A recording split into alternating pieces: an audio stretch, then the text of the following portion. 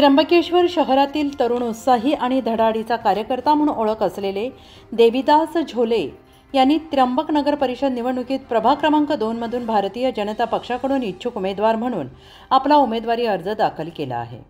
Gas एजन्सीत नोकरी करत असताना झोले यांनी नागरिकांशी जवळचा संपर्क ठेवत त्यांच्या हितसंबंधांची जपणूक केली।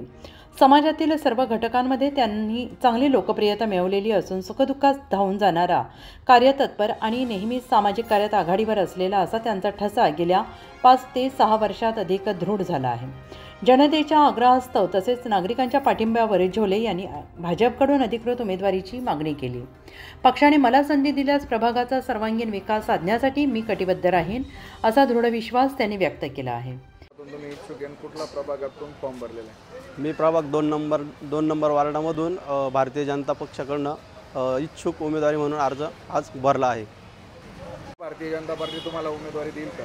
मी आज फॉर्म भरला असेल आज भरला आहे, तसंच मला भारतीय जनता पार्टी तिकीट देईल। मी इच्छुक आहे। तुम्हाला मतदार निवडून देतील का? मतदार मला मोठ्या संख्येने निवडून देतील असं मला वाटतं। उत्तर महाराष्ट्र न्यूज नेटवर्कसाठी रामदास शीत, त्र्यंबकेश्वर।